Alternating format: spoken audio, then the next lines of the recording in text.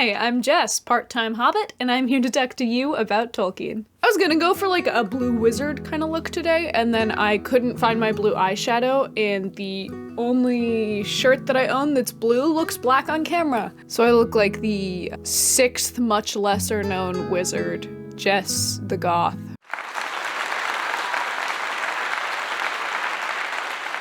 You guys really loved my first Costumes of Middle-earth episodes, so I thought it would be a fine time for the next installment where we're gonna talk all about wizards. Well, 2 wizards. I'm leaving out Radagast because, Luckily, we have a lot more book context to look through this time, so we're gonna pick through both what we see in the books and the movies. This is also a great opportunity to look at some of the changes between the book and the screen and discuss why those changes might have been made. It seemed only right to begin with the wizard himself, Gandalf the Grey. In a lot of ways, Tolkien created the archetypical modern fantasy wizard when he created Gandalf, so getting this costume right was particularly important. Gandalf is first introduced as wearing a tall, pointed blue hat, a long grey cloak, and a silver scarf. He had a long white beard and bushy eyebrows that stuck out beyond the brim of his hat. This is almost identical to his description in The Hobbit, aside from the addition of large black boots. My favorite detail that Tolkien adds is these eyebrows that were large enough to stick out beyond the brim of his hat. It's also interesting that this detail was added in Fellowship and wasn't originally in The Hobbit. Although the world of The Hobbit is more whimsical and childlike than The Lord of the Rings, it's very clear that by the time he got to The Lord of the Rings, Tolkien definitely hadn't lost his sense of humor.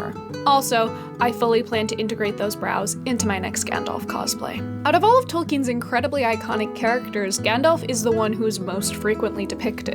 And this must have been both a blessing and a curse to the Lord of the Rings costume designer, Neela Dixon. On the one hand, she had a very clear set of guidelines and inspiration, but on the other hand, most readers probably had a pretty clear vision of who Gandalf was. She went the best possible route in this case, and stuck pretty faithfully to the book's descriptions, whilst integrating Peter Jackson's vision. During pre-production, Jackson continually referenced this piece of art by John Howe, and Dixon chose to simply lift this drawing off the page. We are left with a costume that is both incredibly simple and effective at communicating who Gandalf is. Structurally, Gandalf's costume is simple, consisting of a gown and robe. They're the staple travel garb for Middle-earth, and his gown has been visibly mended in many places, giving it that delightfully worn-in feeling that is integrated into so many of the costumes of Middle-earth. This is accentuated by the near-constant presence of leaves, twigs, and mud on the bottom of his robe. This particular detail was actually a request of Gandalf's actor, Sir Ian McKellen. McKellen thought that this detail increased immersion for both him and the audience.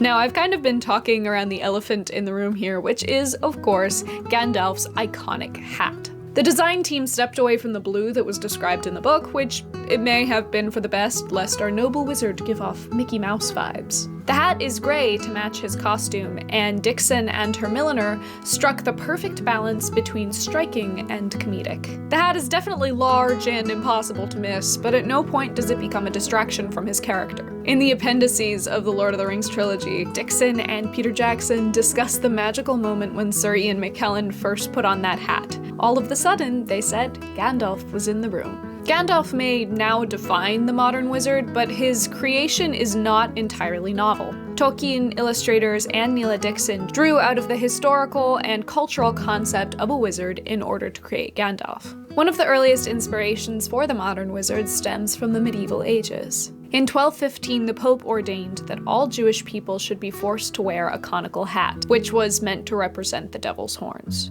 Due to the rampant anti-Semitism of the time, Jewish people were associated with black magic, and these conical caps became associated with magic for centuries to come. These distinct hats were first associated with witches, but as wizards started to enter the storytelling tradition, they also wore conical hats. This was solidified in popular culture due to early 20th century authors and illustrators like Frank L. Baum using pointed hats on witches in their illustrations. Gandalf's appearance was also likely inspired by the Norse god Odin. Tolkien was particularly fascinated by Odin, who was the wandering god of war and occult power. Traditionally, Odin bore a staff, wore a wide-brimmed hat, a long beard, and a robe.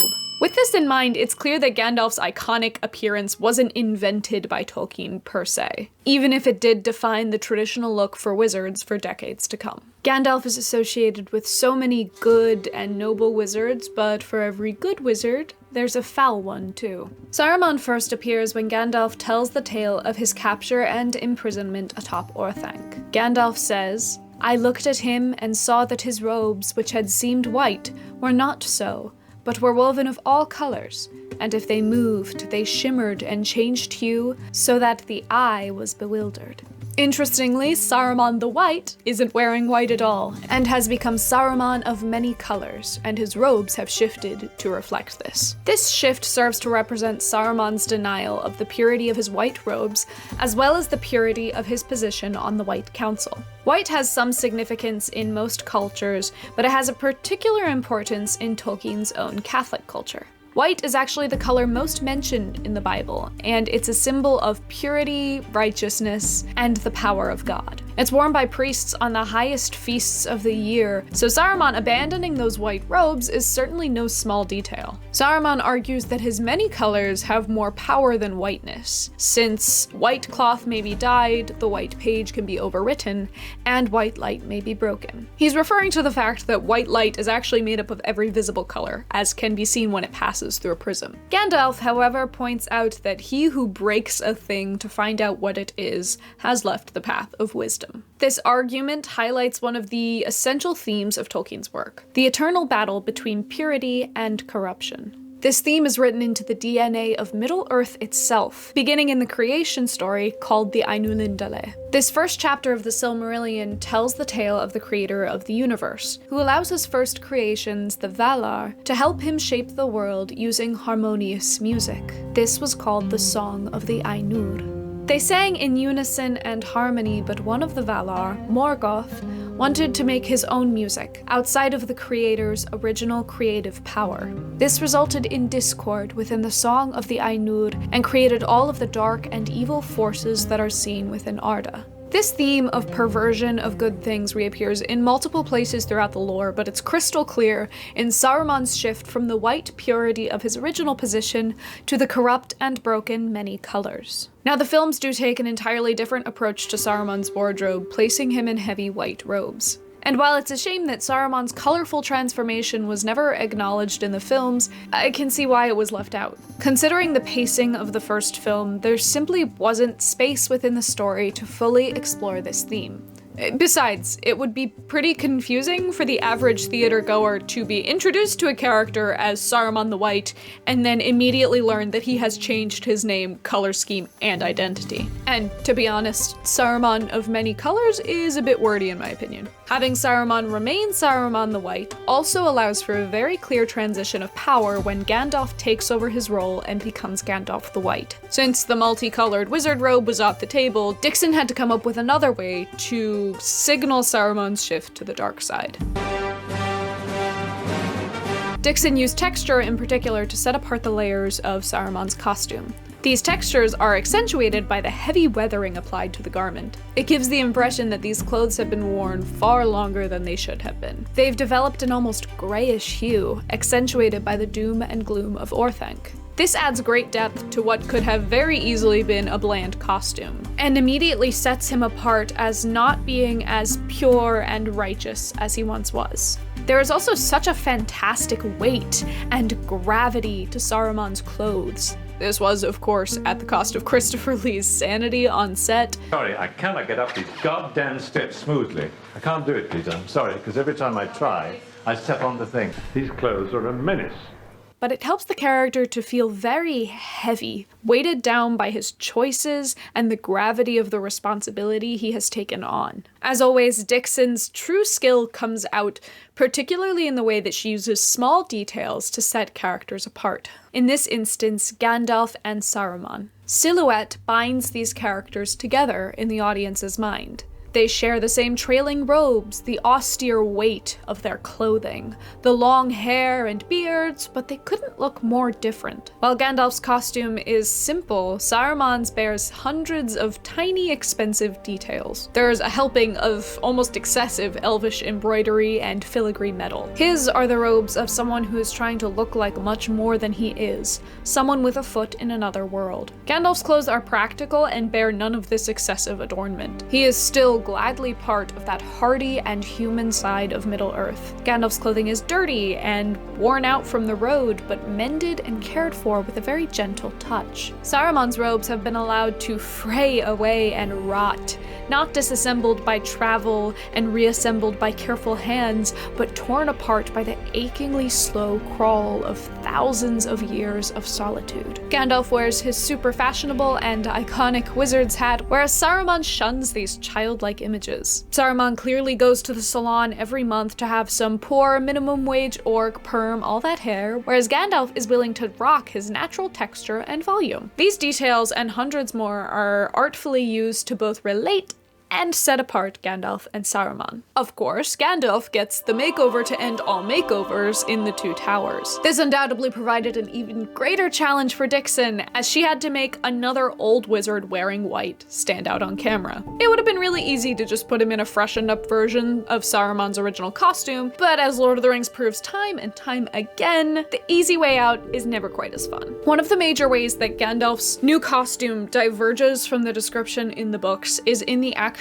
whiteness of it. Tolkien describes Gandalf's new clothing as bright white. So bright, in fact, that he has to keep it covered so he doesn't blind the people around him. This is a neat detail in the books, but is nearly impossible to carry out on screen, as bright white is a very difficult color to film well. Instead, Dixon took the costume in a cream direction, so close to white that it would almost appear like it, but brought down just enough to allow the details to shine. The warm tone of his white garments allows him to stand out from Saruman's blue and gray tone, setting them apart like a sunny day versus a stormy sky. Gandalf has also taken on the elvish ornamentation that he didn't have as Gandalf the Grey. His swirling embroidery and brocade carry the same elvish motif as Elrond did, showing that he has taken on the mantle of the White Wizard and fully embraced the magic of Arda. Dixon and McKellen also worked together to ensure that the costume was as physically light as possible. McKellen saw this transformed character as much more virile than his Grey edition, and the heavy robes of Gandalf the Grey or Saruman the White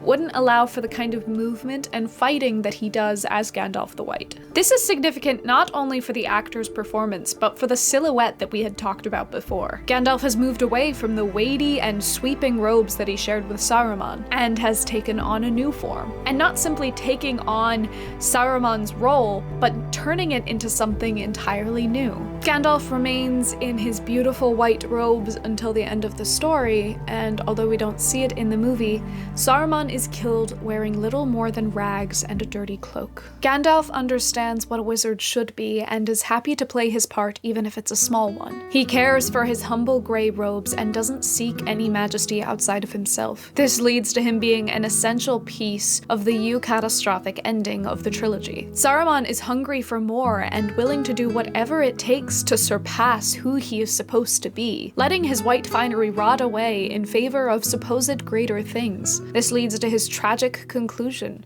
powerless and alone. Though the designers made changes from the books, they were able to tell the story that Tolkien originally intended. They filled the screen with Tolkien's themes rather than his exact words, and were able to make the story comprehensible for the average theatergoer. It's one of the things that made these movies such a brilliant work of adaptation. Adaptation has never been about copy and pasting a novel to a TV. It's the delicate art of parsing out the themes that made up the heart of the original work, and allowing those themes to shine in a completely different medium. Dixon's wizards tell Tolkien's story in a new language, in a new medium, but it doesn't stray from Tolkien's original goal, to show how corruption leads to ruin and humility to glory.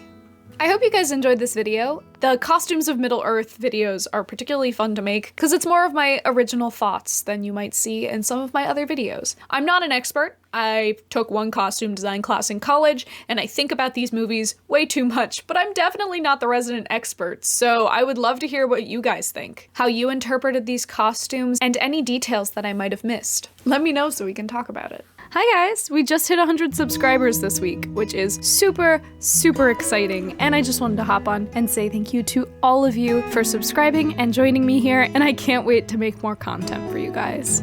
Please hit that like button if you enjoyed this video because it really helps out the channel, and subscribe if you want to see more of this content. I make videos every single week, and I would love for you to join our little community here. Thank you all so much for watching, and I hope that you all have a very happy, hoppity day.